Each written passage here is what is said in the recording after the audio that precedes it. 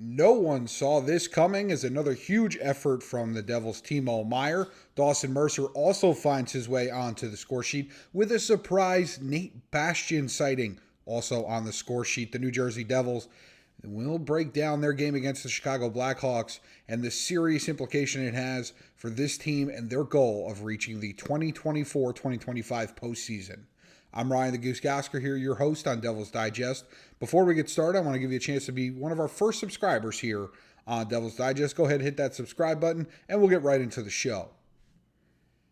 Now, the Devils came into tonight losers of two in a row, certainly at least at home. Very important game for the Devils to go into Chicago and send a message and play well and find a way to scrap out 2 points. I know they got 1 point the other night in the shootout loss, but just unacceptable for New Jersey. They needed to come in and get 2 points, and 2 points they got. And part of the reason they got 2 points was because of this man right here, Timo Meier, who has been on fire. It is Meier March, Meier Madness, whatever you want to call it. It is Timo time all the time with the calendar flipped to March. He has been on fire, and Devil's voice, Bill Spalding, they weren't calling the game. This was a TNT and True and Max game, so it was a nationally televised game, so Bill had the night off, but that's you read that correctly, because I'll show you in a little bit.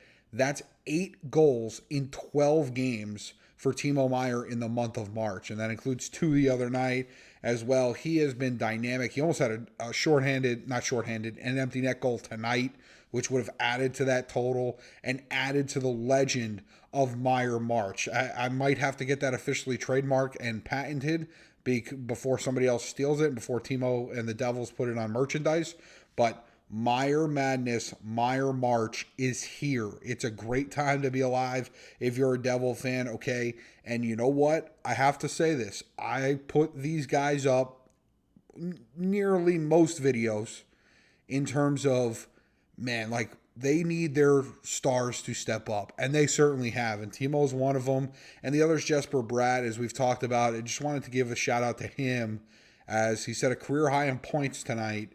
He's now up to 84 on the year, and I think it's a good question in the first reply. It's the only reason I really kept it. I usually don't keep replies, but when I screenshotted this, it's important. Will he be the first Devil to 100 points? 16 points in 9 games to go. Can he do it? It's a great question. The pace he has been on as of late certainly tells you he's going to have a chance potentially in game 82, but obviously, Jesper doesn't. I don't speak for Jesper. I'm not his agent. I'm not his representation. But I can tell you from his mannerisms and the way he acts, he doesn't give a damn about getting to 100 points. He cares about the success of this team, and he's a huge part of it. Meier March is another huge part of it. Dawson Mercer gets on the scorecard tonight. It's actually why Timo Meier got on the scorecard. We thought Dawson Mercer was going to have himself a 2-goal night, and the first goal got counted towards Timo Meier. That was changed, I believe, in the second period. So New Jersey, again, as I mentioned, with a big 2 points, 5-3 win. Stefan Nason gets off the scoring nod. He was scoreless for, I believe it's 11 or 12 games. He scores the empty net goal, reaching 20 goals for the first time in his career. Luke Hughes, who you're going to hear a lot about here on this page, has 3 assists in this game. So it's certainly important for the Devils to continue to stack this. Nico Hischier extended his point streak to 8 games. That's a career high. That's tied for a career high for him. So we'll see if he can break that. Devils got a huge back-to-back coming up in Winnipeg and in Minnesota before returning home to host Minnesota. So Nico with a chance to break his personal record if he gets a point in their next game. So it'll be really interesting to see. Captain obviously doing his job as well. Now, I mentioned this at the top. Dawson Mercer was a little bit of a surprise. He hasn't been as, great or lived up to the contract as much as we think. Potentially on the scorecard. I mean, you just look at his, you look at his numbers on the year. I think, for a guy that's making $3.5-4 million a year, 29 points is just not good enough. I think he needs to have more than that. I think he's got to be closer to 50. We'll see if next year hopefully can be better. But living here in the moment, definitely need a little bit more out of Dawson Mercer. But certainly somebody you didn't expect to hear from tonight was Nate Bastian, and a guy that I've I've been hard on this channel. There's no ifs, ands, or buts about that. There's no maybes. There's no this. There's that. Nate Bastian has, has gotten the business here on this channel, okay? And credit to him. He scored his first goal tonight, since you can read that properly, October 22nd against Tampa Bay. October 22nd. We didn't even have the same president the last time Nate Bastian scored a goal, okay? It's just crazy to think about. It's been this long since Bastian scored a goal, but seemingly that's what the Devils have been doing lately, is breaking some of those. Erik Haula's played better. So an all-around effort tonight for the Devils to get it. Jacob Markstrom struggled a little bit, I thought, with his rebound control and all that good stuff, but the Devils going to win. A win is a win is a win, especially this time of year. Every 2 points, I will say this every episode until we get to the playoffs when there is no points. A win is a win is a win. Every 2 points matters. Every point matters, right? So that's why Monday nights was, it stinks they lost in a shootout, but at the end of the day, they still did get a point. Every point matters. It's going to be important as they come down the stretch here and into these games. They now have a 96.2% chance to make the Stanley Cup playoffs.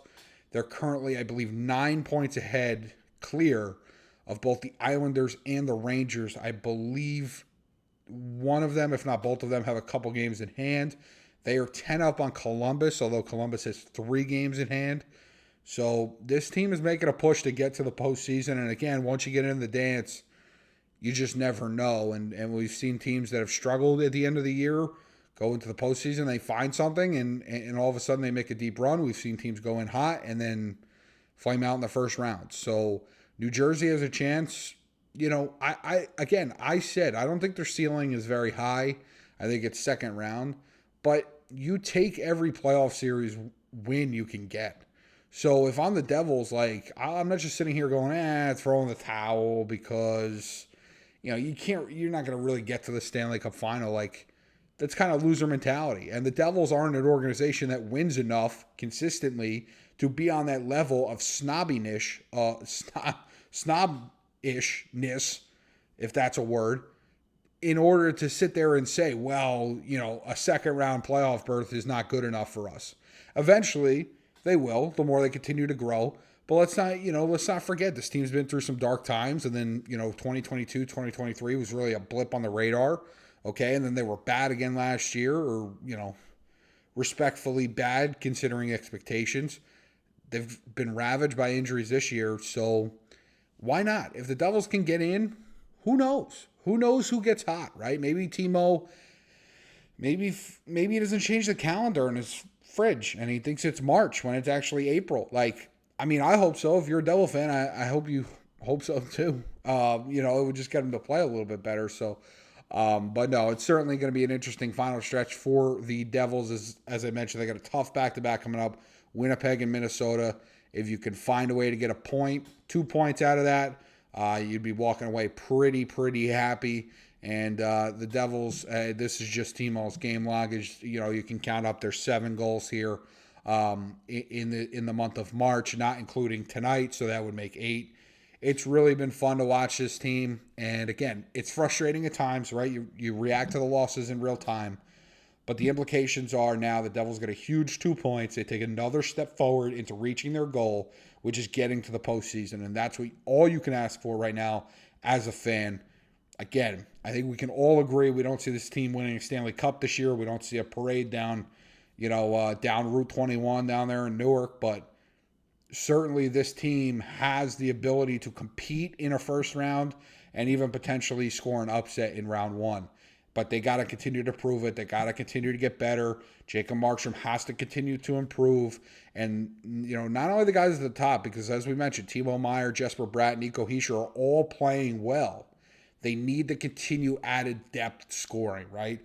And it doesn't have to be the same guy every night. Andre Palat scored tonight, right? When was the last time Andre Palat and Nate Bastian scored in the same game? I don't have an advanced computer to figure that one out, but maybe, that it certainly has to have been a while since the both of those guys scored in the same game. So, they need just depth contributions all around the roster.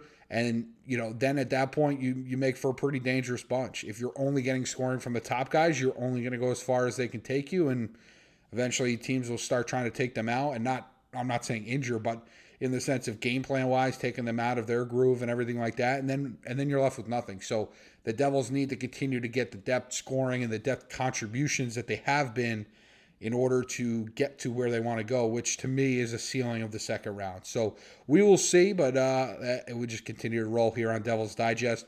Leave a comment. What do you think? Where are the Devils going? What is their ceiling? What is the New Jersey Devils ceiling? And be one of the first subscribers here on Devils Digest. Hit that subscribe button and make us all happy here. So I'm Ryan the Goose Gosiker, your host. We'll be back with more Devils Digest content later. But until next time, I thank you all for listening and watching, whatever you may be doing, one or the other. It doesn't matter to me.